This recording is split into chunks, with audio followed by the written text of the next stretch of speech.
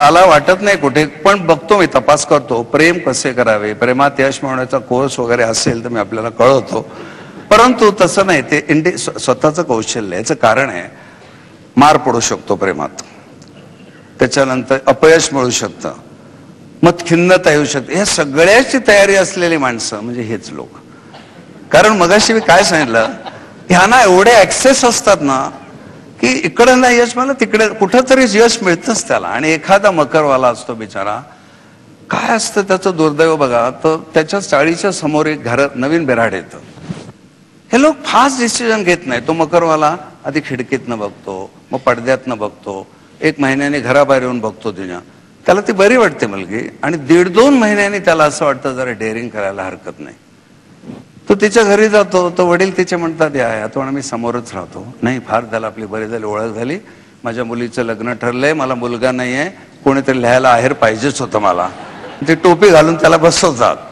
म्हणून उत्तम मार्ग, त्याला पूर्ण किंवा तिला पूर्ण कॉन्फिडन्स असेल ते त्याचं त्याने करण्याचं काम आहे. ज्योतिषाने सल्ल्यात न दिलेला बरा त्याला नाही. पण तुम्ही मगाशी मेष आणि कर्क राशीच्या लोकांची जी काही स्वभाव वैशिष्ट्य सांगितलीत, तर मेष आणि कर्क राशीच्या लोकांनी काय सावधानगिरी बाळगायला हवी म्हणजे प्रेमात पडण्या अगोदर?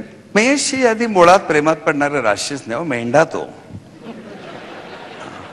तरी मी आता यांच्याच टीव्हीवर मी अनाउन्समेंट आता केली होती, मेष राशीच्या मुलाचं वृषभ राशीच्या मुलीशी जेव्हा ठरतं म्हणण्यापेक्षा ते प्रेमात पडतात, त्यांना काही कळत नसतं त्यावेळेला. दोघे समुद्रावर जाऊन बसतात. आता इथे कुठे बसतात माहिती नाही मला, पुणे हे एक आगळं वेगळं शहर आहे. ओंकारेश्वरच्या समोर बसतात.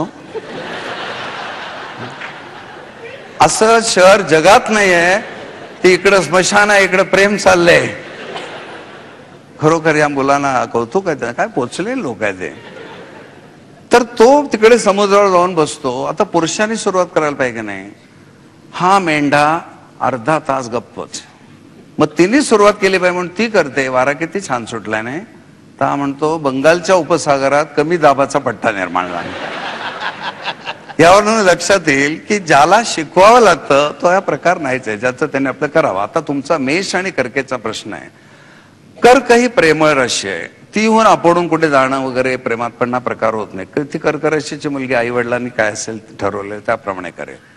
मेषवाल्याला प्रेमात वगैरे फारसा इंटरेस्ट नसतो. हे लोक ना करिअर माइंडेड असतात.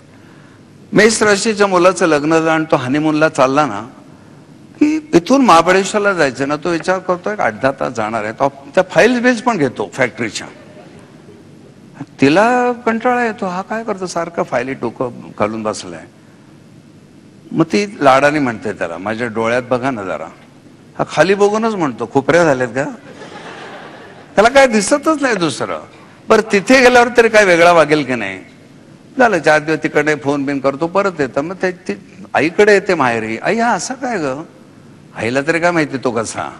पण ते म्हणते, अगं पुरुष असेच असतात, तुझे बाबा असेच होते, मी नाही का बदलवलं त्यांना. पुरुष बाप झाल्यावर बदलतात. पुढे काही दिवसांनी त्याला खरोखर छान गोंडस बाळ होतं. एका दिवशी ती म्हणते त्याला, बघा ना किती गोड बाळ आहे, घ्या जरा. आणि बघ त्याचे मानबिन सावरणं मला जमणार नाही, मोठा झाला की बघतो त्याला.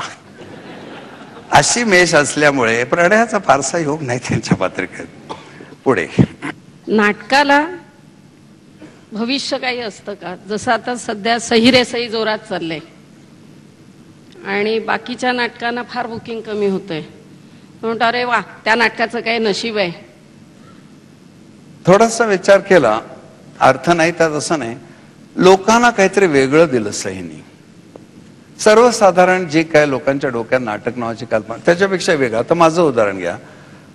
माझ्या घराण्यात कोणी कलावंत नाही, आम्ही नरसोबावाडीच्या पुजाऱ्यांचे उपाध्ये. माझं काही त्या नोकरीत लक्ष लागलं नाही. घराण्यामध्ये ते सगळं ज्योतिष विद्या, म्हणून मी ज्योतिषशास्त्राचे क्लासेस चालवू लागलो. तिथून रंगभूमीवर अचानक येण्याचा योग आला. हा योग असणार, त्यात वाद नाही. नाट्यक सृष्टीतला एक माणूस एकदा माझं लेक्चर ऐकायला आला होता आणि मिथुन राशीवर लेक्चर चालू होतं. आता इथे मी 20 मिनिटात आटपलो, पण क्लासमध्ये एकेका राशीवर 2-2 तास लेक्चर होतं. तर तो काय मला म्हणाला, अरे हा तर रंगभूमीचा विषय आहे.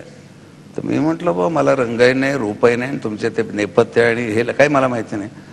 तो मराठी माणसं अतिशय रसिक आहेत, तू काही त्याचा विचार करू नको, इथे बोलतोस तेच तिथे बोल. तर कोणालाही पटण्यासारखं नव्हतंय. पण तरी तो म्हणाला म्हणून मी पहिला प्रयोग नाशिकला केला. मुंबईला राहत असून तिकडे का केला, तर काय व्हायचं ते तिकडे होते, इथे नको. पण नाशिकचं थिएटर 1500 लोकांचं, उपाध्याला काळा का गोरा कोणी ओळखत नव्हतं, 1500 लोकांचं थिएटर पहिल्या प्रयोगाला जे हाऊसफुल झालं, ते मला भाई भेटले पु ल देशपांडे रवींद्र नाट्य मंदिरात. त्याने मला एक भविष्य सांगितलं, ते आजही अनुभवास येत आहे. ते म्हणाले हा तुझा आयुष्यभरचा कार्यक्रम होणार आहे, लाईफ टाईम प्रोग्राम आहे, कारण तुझ्या प्रोग्राम मध्ये रोज बदल होऊ शकतो. बाकींच्या नाटकामध्ये 30 वाक्य आहेत. दुसरं एक त्यांनी सांगितलं की बाकीची नाटकं तिसरी स्टोरी असते आणि तू बोलशील ते प्रत्येकाच्या हृदयाला जाऊन भिडेल, व त्याच्या घरात कुठेतरी राशी असते. मला आत्ताच कोणीतरी विचारलं की मेष राशी झाल्यावर मेष राशीचे लोक निघून का नाही जात, ते मीन पर्यंत का थांबतात. तर दुसरं एक कारण असं असतं, त्याची मेवणी मीनवाली असते कदाचित, बायको मीन राशी, ते कारण असेल. पण लोकांना त्या नुसत्या राशी नाही, त्याच्या एवढ्या स्वभावाचे रंग आहेत ते आवडतं. तुम्ही वेगळं काय दिलं, लोकांचा ताण कमी, कालमानाप्रमाणे त्यांना आवडतं ते, तर फार उत्तम होईल. तसं सैरेसेने दिलं. आता तसं देण्याचे त्यांचे योगी, त्यांची पूर्वपुण्यार हा फार वेगळा अध्यात्मातला भाग झाला.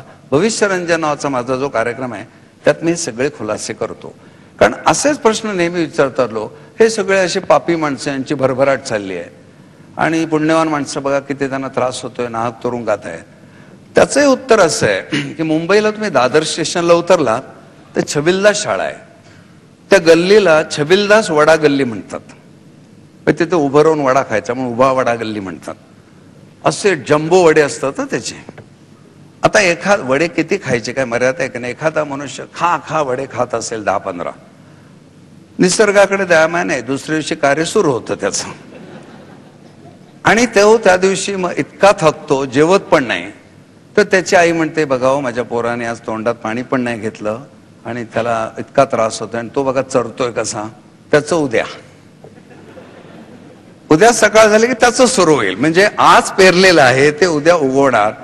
तसं ह्या लोकांनी, ह्याच कशाला, जे मोठे श्रीमंत लोक आहेत त्यांनी काही साधना उपासना केलेली आहे, पेरिलेची उगवते. म्हणून आपल्याकडे असं म्हटलंय, चांगलं तुमचं काय झालं, पूजा, लग्न झालं घरात पूजा करावी. तुमचं चांगलं होतं तेव्हा पुण्यक्षय होतो तुमचा. जरा वेगळा विषय आला तरी चांगला आहे म्हणून सांगतो.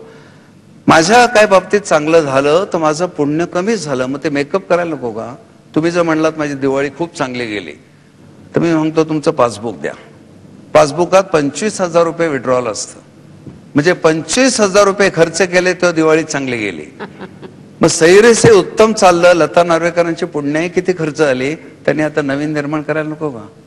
मग त्यांची साधना नामस्मरण तरी वाढवलं पाहिजे. या अर्थाने आपण पूर्वी जे चांगलं पेरले ते उगवतं, वाईट पेरलं असेल तर वाईट काळ चालवतो, लोक त्याला 7.5 म्हणतात. किती डूज आणि डोंट्स आहेत बघा. ते ज्योतिषाचं ज्ञान किती आपल्याला माहिती नाही. खरं ना, ज्योतिषी असा क्रायटेरियाच काही नाही. हे ज्योतिषी आहे ते कशावरनं, डॉक्टर आहे त्याचा क्रायटेरिया आहे, वकिलाचा आहे. पण मी जर नुसतं म्हटलं ना विनय ज्योतिषी आहे, तुम्ही रस्त्यातच हात असं करता, बघा जर आमचं काय. पण मी जर सांगितलं डॉक्टर आहे तर रस्त्यात सदराने वर करत, काय झाले बघा इथे, तो म्हणतो हॉस्पिटल